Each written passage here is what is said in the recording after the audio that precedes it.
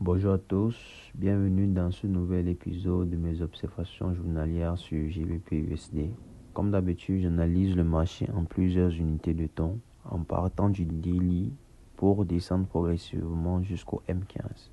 Sans plus tarder, voyons ensemble ce que le marché nous propose aujourd'hui. Déjà en daily, qu'est-ce que nous observons? En daily, on constate que nous avons ici une zone de résistance, ok? On a déjà deux sommets là. Le marché est venu ici pour un troisième sommet. On a une zone de résistance, ok? Et quand on essaie d'analyser la lecture du prix en fonction des bougies, on se rend compte que là, nous avons toujours une domination des acheteurs. Vu que depuis que le marché a réagi dans cette zone, je ne vois pas une bougie qui me montre que les vendeurs ont dominé. Donc pour moi, c'est probable que le marché puisse venir casser cette zone pour du daily. Ok, on va passer en H4. En H4, qu'est-ce que nous constatons? Déjà en H4, vous allez remarquer la structure du marché. On a des sommets et des creux qui sont de plus en plus ascendants.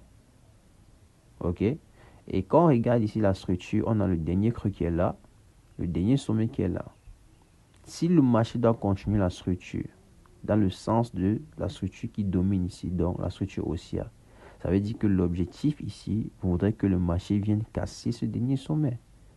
Donc ça veut donc dire que en daily, comme en H4, nous sommes dans une vision acheteuse. Ok, on passe en H1. En H1, qu'est-ce que nous constatons ici? En H1, nous avons un début de pattern. Vous allez voir ici, on a un creux là, sommet là, creux là. Donc ce sont des swings. Sommet là, on a un début de pattern. Donc ça veut dire que le marché peut venir encore réagir ici pour la zone de résistance du pattern. Maintenant, même s'il réagit ici pour la zone de résistance du pattern, rappelez-vous qu'en H4 et en daily, on a une vision acheteuse. Donc ça veut dire si je n'ai pas ici des configurations claires qui me montrent qu'on a un changement de tendance, pour que je puisse vendre, ça sera difficile parce que mon observation est toujours acheteuse. Vous comprenez un peu? Maintenant, je vais passer en M15. En M15, comme vous pouvez constater ici, nous avons déjà clairement ici une accumulation. Ça, c'est déjà une configuration que je n'aime pas. Quand je vois une accumulation, je préfère rester loin des marchés parce que moi, je travaille uniquement quand la structure elle est claire. Soit j'ai une structure qui est haussière, soit j'ai une structure qui est baissière.